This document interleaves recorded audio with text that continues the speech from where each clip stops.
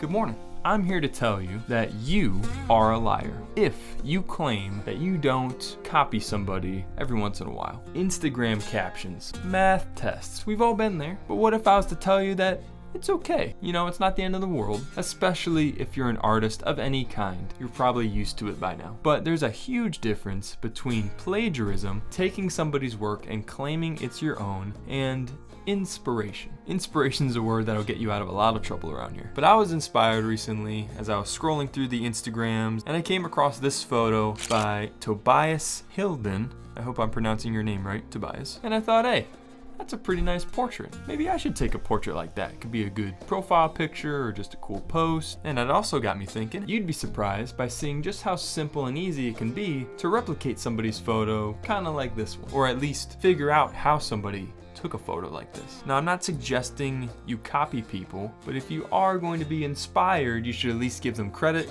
where credit's due. So that's what we're gonna learn today. We're gonna learn how to break down how somebody takes a photo that you might find cool and interesting and might wanna replicate yourself, but we're not just gonna jump straight into the camera setup and start ripping pictures. No. On this channel, we dig a little bit deeper, we think about things, we try and figure it out to get the big picture so that we can become better creators and better problem solvers and critical thinkers. So strap in. Super easy, but if this video's just too long for you guys, then why are you scrolling on TikTok for 2 hours every night? Nah, you can watch how I got this shot on the old Instagram in about a minute and 10 seconds or whatever it is. All right, so we have our photo here and it's super sharp, super crispy. I love the contrast and separation that the black and white provides and adds an extra element to this photo. So a great choice on that part. And that's actually something I'm going to do myself in my own photograph. But the first thing that I noticed when I saw this photo was just how fast and easily I was able to look and digest who the subject was and what's going on in this image. And so our subject here easily stands out from this black background, right? The background plays no part in distracting us or moving our gaze. I was instantly drawn and saw his face, and then my gaze moved down his body. I saw his arm tattoo, his shoes, and then eventually the box that he's sitting on. This is all to show and tell you, what do you want the audience to look at immediately when they see the photo? Is it the background? Is it something else? Is it a person? Is it an object? Is it a car? Is it food? Whatever it is, you want their eyes to easily pick out and pinpoint the subject and then travel around as they please. So a really nice contrast of the subject here and the background is super important. So how do we make our viewers' eyes easily find the subject of our image? It all starts with lighting, composition, camera settings, and our color. Most shoots that I go into, I have a very clear vision of a couple shots that I really want to get, and it's my job as the photographer to figure out how these 4 aspects play into creating those exact photos. Now, a lot of the photos that I come out with the shoot with will actually be born from kind of the heat of the moment, and that's okay, but we're going into the photo session with a vision. And so let's figure out exactly the type of photo that we want to take before we even start setting up. In doing this, we'll save some time and hassle in the long run. So let's start by talking about lighting, and I'm gonna work from the background up to the foreground or the front. So looking at the background here, I love the way it's a gradient from black to this sort of gray color. So how did he do it? Well, it's safe to assume that he used something called a seamless background just by the shape and cleanliness of the background and the base of his feet here. He probably used a dark gray background or maybe a darker colored background. It could be a color because he turned the photo to black and white, who knows? And this is actually the color here of the seamless background itself, but because of the shape of his lighting, he was able to avoid lighting up any of the background, making it black. He might have had to use a little bit of post-production to make it this deep and rich of a black tone, but the technique goes where he's lighting only this front area and the area above him and around him, and avoiding lighting the background to give it this sort of black to gray gradient tone. So a gray background of some kind is going to be needed, so we'll check that off the list. So now let's think about how the lights are placed around the scene. And how do we figure that out? Well, the easiest way is to see where the shadows land in our image. And the most clear and obvious ones are the ones on the ground here underneath the subject, around his legs, and also even the side of his face and inside his sort of chest, stomach area. And we can also even look at the highlights of the piece as well. So our highlights are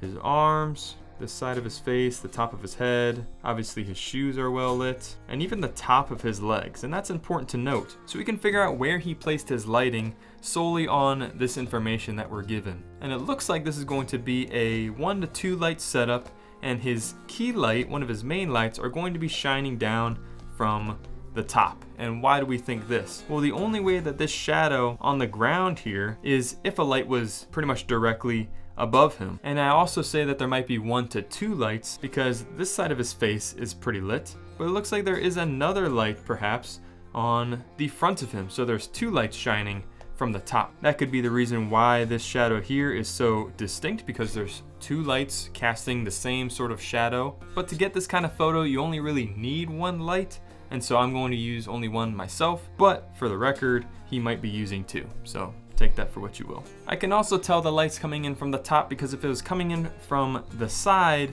then it'd be pretty obvious that the shadow would be over here or vice versa. Whichever opposite direction the light's coming is where the shadow is going to be cast. And so these are the types of problems you need to sort of figure out ahead of time if you're going for a very distinct photo like we are trying to replicate this one. Another artistic choice in this photo is that his eyes here are cast in a very deep shadow. You might not want that. You might want your subject's eyes to be very clear. They say that the eyes are the window to the soul.